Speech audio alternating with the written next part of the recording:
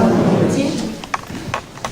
Então, a mensagem proposta hoje é a arte de educar crianças. Sobre isso que nós vamos falar um pouquinho hoje. Então, primeiro, eu quero pedir para vocês, a participação de vocês, o que vocês pensam, o que vem na cabeça de vocês quando vocês pensam o que querem para as crianças hoje. O que na sociedade de hoje, no mundo de hoje, como que existe ao nosso redor hoje, o que nós queremos para as crianças, que objetivos nós temos para elas. Eu queria ouvir um pouco do que vocês pensam sobre isso. Então, peço quem tiver coragem, de falar, que fale. O que queremos para as nossas crianças? Quando a gente pensa como pais, como educadores, o que seria? Um futuro melhor. E o que seria um futuro melhor? O que ele tem? Menos violência, mais educação, mais saúde. Eles estão crescendo e o que será deles daqui de 10, 20 anos? Isso. Muito bem. Obrigada. Atenção e carinho e limites. Atenção, carinho e limites. Muito bem. Obrigada. Respeito. Respeito. Tem educadores aqui na plateia, professoras, professores? Temos. Bastante. Evangelizadores. Pais. Imagina aqui.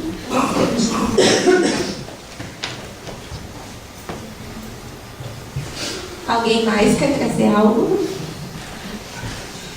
Eu vou convidar vocês para assistir um filme, que é o Peter. Talvez vocês já tenham assistido. Mas eu convido para olhar agora com um olhar bem focado no que essa mãe está ensinando para o seu filho. Que mensagem ela está trazendo para o seu filho, que dificuldades ela encontra, que dificuldades ele encontra nesse método de educação que essa passarinha está transmitindo no seu bebê. E qual é o final disso tudo, Qual é o resultado desse método que ela usou?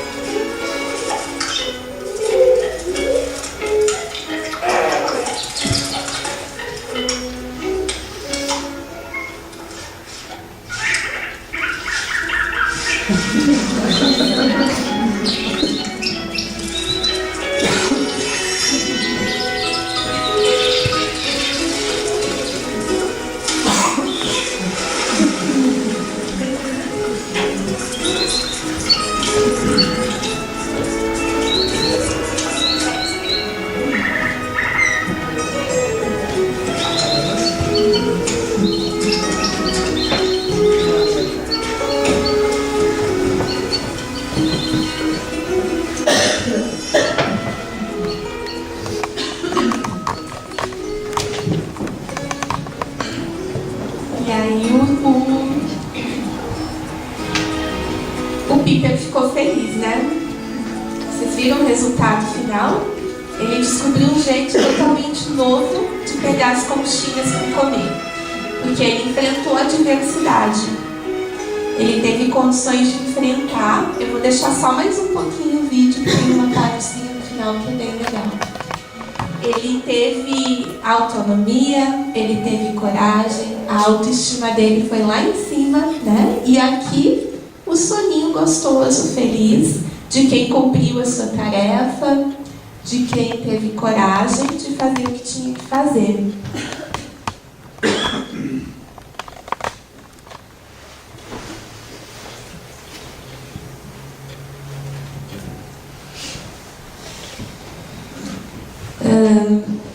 Então, no mundo de hoje, com esse boom de tecnologia, de conhecimento, né? Na nossa época a gente tinha que ir para a biblioteca estudar. Nós tínhamos que ir para a biblioteca da escola, os nossos pais pagavam em 20 vezes aquelas enciclopédias enormes de muitos volumes, e era assim que a gente se desenvolvia e estudava. Hoje as crianças acessam o celular, o Google, elas têm tudo ali. Hoje elas, em tempo real, conversam com vídeo e trocam tudo ali. Hoje nós temos uma facilidade então enorme de comunicação. Isso é bom e é ruim. Isso é uma vantagem e também uma desvantagem.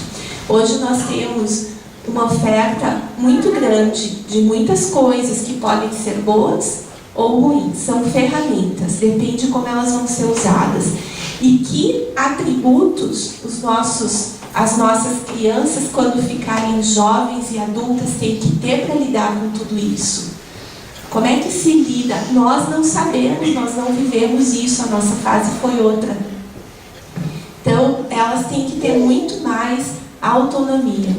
Também se ouve dizer que no decorrer agora do processo dos próximos anos, já não basta, mas vai ficar pior ainda. Não vai bastar ter um diploma da faculdade. Tem que ter inovação, tem que ter criatividade, tem que ter visão, tem que criar, tem que buscar soluções. Não é mais como era antes. Conhecimento está totalmente disponível para quem quiser. Conhecimento não é mais o grande diferencial. Inteligência emocional e inteligência espiritual são os grandes diferenciais para os próximos adultos, para a geração que vai vir. Já é agora, já começou agora. Então, a gente pode pensar que as crianças precisam desenvolver autonomia, responsabilidade, conexão, não conexão virtual, conexão com elas, conexão com algo que elas escolhem fazer, com um projeto, com um trabalho, com um sonho, com uma escolha, conexão com o outro. Criatividade, e essa criatividade a gente mata nas nossas crianças, né? Porque na nossa época a gente escutava, não inventa moda. A gente queria fazer algo, não inventa moda.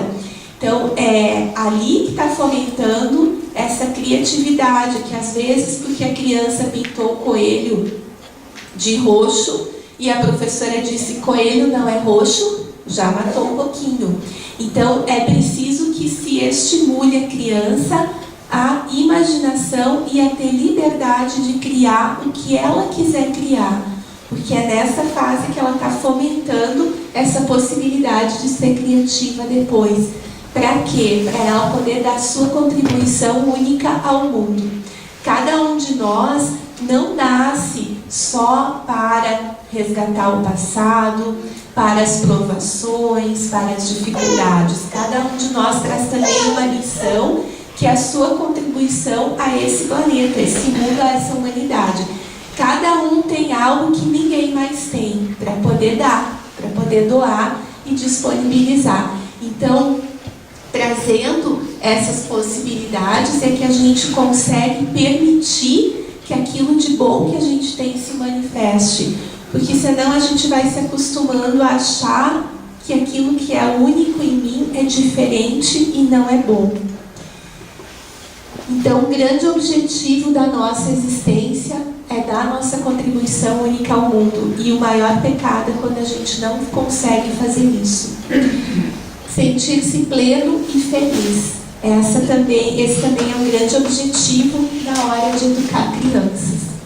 A maioria dos sofrimentos decorre da forma incorreta pela qual a vida é encarada. Então a gente vê nesse videozinho que a mãe estimula, ele fica lá com o biquinho aberto. Ele quer continuar recebendo a comidinha na boca. Ele quer ficar acomodado no lugar onde ele está, de receber a comida na boca. Não quer sair desse lugar. Mas a mãe instiga ele e diz, vai lá pegar a tua própria comida. Ele vai e leva um caldo. Isso acontece com as nossas crianças. Elas tentam e se dão mal, às vezes. Mas a mãe não vai lá proteger ele. Até e deixa ele lá. E ele diz, abre o biquinho. Eu quero que tu me dê comida. Tu viu? Eu fui lá. Olha aqui, estou todo horroroso, molhado, porque eu levei um caldo. Então, a mãe não dá. Até que ele sente uma necessidade, que é o estômago dele roncando, né? O estômago ronca, e aí ele vai para pertinho da água, fica com medo. Então, tudo isso faz parte do desenvolvimento do ser. Isso é extremamente necessário para o desenvolvimento do ser. Aí, ele foi desenvolvendo o seu ego, né? O ego é a roupagem psíquica que recebemos quando reencarnamos para manifestar as experiências psicológicas do espírito imortal. Ganhamos um corpo de carne e ganhamos um ego. O ego para a questão psicológica e emocional, o corpo para as experiências físicas. Tudo interligado, claro. Então, de acordo com o desenvolvimento do ego, ele pode ser estruturado, ou maduro, ou saudável. Ele pode ser fraco, ou ele pode ser exacerbado. Então, quando o ser se desenvolve de forma dependente, super protegido, ele não consegue dar conta dos desafios que a vida lhe traz. Então, o ego fraco, ele é caracterizado por um medo. Medo é de todos nós, mas é por um medo que paralisa, um medo que não deixa agir. E pela estagnação, a pessoa tem muito medo de ir para o desconhecido. Ela não consegue encarar os desafios. Ali o Peter precisou ir para o mar. Ele precisou chegar pertinho. E claro, ele teve toda uma ajuda, né? Porque o caranguejo levou ele e mostrou para ele como fazer. Porque a gente sempre tem direcionamentos, doutrina, amigos, mestres que nos ensinam como fazer, mas a gente precisa criar coragem e ir. Então, quando o ego se desenvolve e fica fraco, é aquela pessoa que não consegue dar conta da própria vida. Surge um desafio, ela não dá conta. Ela precisa de bengalas, ela precisa de subterfúgios. Então, o uma forma de desenvolver. Claro, isso também é do espírito. Esse espírito às vezes traz essa tendência, mas uma forma de desenvolver isso é super proteger a criança e não permitir que ela passe por dores, por frustrações, não permitir que ela tenha que resolver os problemas dela sozinha, que ela tenha que ser responsável pelas coisas dela, que ela tenha que passar pelas consequências naturais dos atos dela. Então, por exemplo, a criança tem tal atividade hoje depois da escola e esqueceu o que precisava. Eu, como mãe, me virava em 30, corria para casa pegar, corria para a escola levar, porque, nossa, coitadinha, vai ficar sem o que precisa, a prof vai chamar a atenção, como é que vai ser?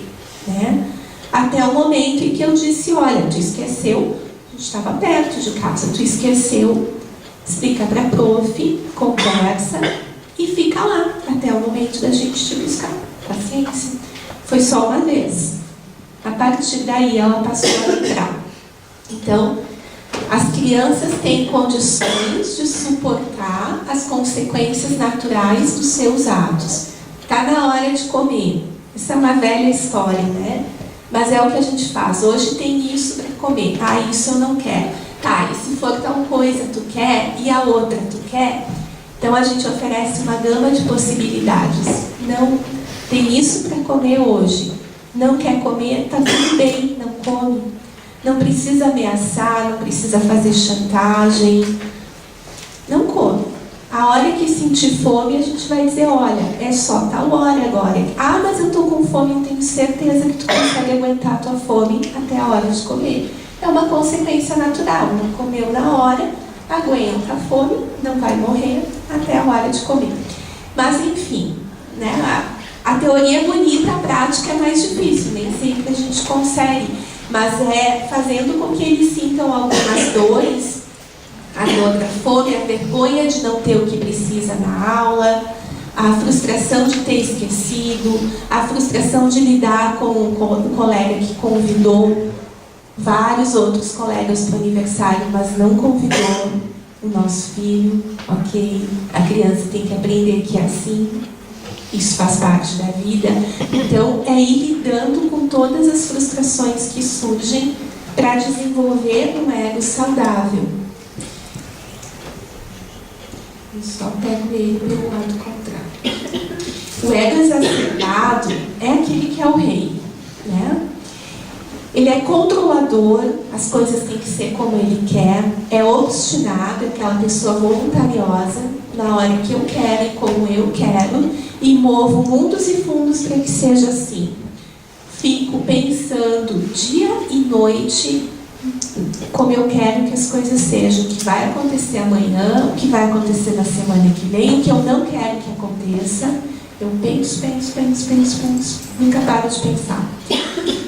Então esse é o ego exacerbado, é a criança também que tem tudo que quer atendida.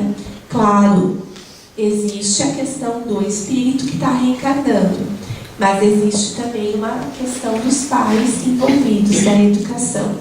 Então aí vai se formar um ego que também não consegue lidar quando as coisas não são como ele quer.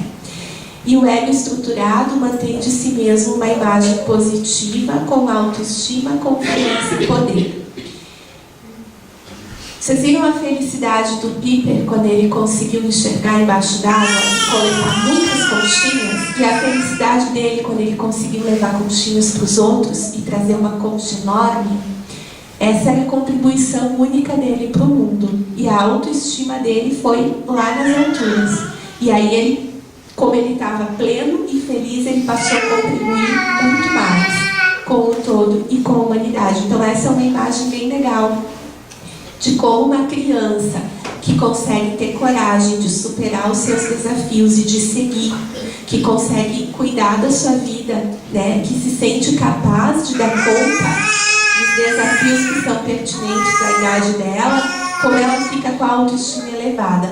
Basta a gente lembrar quando os nossos filhos aprenderam a caminhar. A autoestima deles vai lá em cima e o comportamento melhora, porque eles estão felizes. Então eles vão tendo essas fases que fica bem visível como eles ficam bem, quando eles conseguem uma conquista. Então, o ego estruturado é caracterizado por autoconfiança e também por entrega, que é essa imagem aqui. Né? Aqui foi um momento de entrega. Algo além da vontade dele, além do desejo dele, do controle dele, surgiu e carregou ele.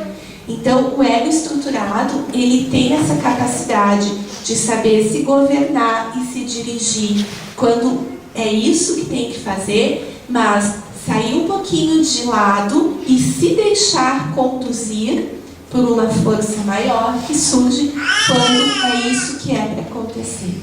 Então, essa característica do ego saudável é bem importante. Ele sabe se governar, mas ele sabe se deixar governar também. Então, nós temos dentro de nós essas forças, né? O nosso self, a nossa alma, a nossa intuição, que permitem que a gente tome um direcionamento que não é só mental, que não é só racional. Então, o ego saudável sai um pouquinho de cena e permite essa condução de algo que não é tangível. As personalidades mais fortes são cheias de cicatrizes, ou seja, elas saem do lugar conhecido, do lugar de acomodação e vão enfrentar a vida e correm todos os riscos. Corre o risco de levar mais um caldo, corre o risco de entrar numa fria, né? Sente a voz interior e vai. Mas, claro, muitas vezes pode dar errado, mas aprende. Né? Encara isso como uma experiência para aprender. Então, isso, quando a gente pode proporcionar isso às nossas crianças, a gente está criando um adulto, um ser humano com essa capacidade de pagar o preço daquilo que escolhe fazer, de bancar o risco e de poder então experimentar novos lugares, ampliar sua visão, ampliar sua consciência, ter experiências enriquecedoras, porque consegue transpor o medo natural, confiar e ir para o mundo. O ego é uma instância psíquica e imaterial responsável pelo processo de adaptação da vida. É extremamente importante que esse ego seja estruturado, senão a pessoa não se situa bem na vida. Ou ela exagera, ou ela está sempre retraída e com medo. Na infância, o ego vai se desenvolvendo a partir de outros choques com o mundo exterior e desenvolvendo uma postura ativa frente à vida, com escolhas, desejos, atendendo nossas necessidades ou não. Então, nem sempre a criança vai ter as necessidades atendidas e ela vai precisar saber lidar com isso. Por isso, dizemos que o caminho para o crescimento é feito a partir dos conflitos, medos e frustrações.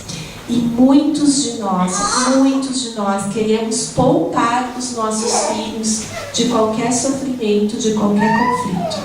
Nós queremos evitar que eles tenham qualquer mal-estar natural do instinto maternal, que acabou se distorcendo pelas necessidades não atendidas dos pais, pelos medos dos pais, pelos anseios dos pais, mas que na natureza e na nossa natureza ainda está puro isso, que é deixar o filhote ir, enfrentar o mundo para o bem dele. Ele vai precisar disso para permanecer vivo. Então, requisitos para as nossas crianças, né? Deixá-los lidar com as frustrações, isso é importantíssimo. Eles têm que se sentir amados, receber carinho, afeto, apoio, incentivo, encorajamento, né? Sim, eu sei que tu consegue, eu sei que é ruim, eu também fico triste com essa situação, eu também sinto raiva diante disso. Tá com raiva, não bate em mim, não bate no irmãozinho, bate na almofada. Vamos correr, vamos pular, vamos fazer alguma coisa com essa raiva. Mas não dizer tu não pode sentir raiva, que é natural.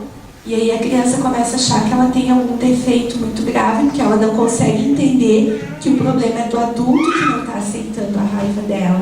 Ela acha que o problema é com ela. Então, Então, sentir-se respeitado nos seus anseios, necessidades, motivações.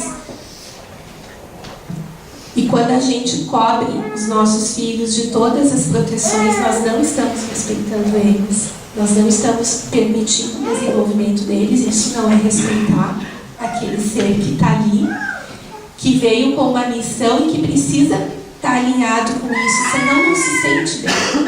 Lá no fundo sabe que alguma coisa não está bem.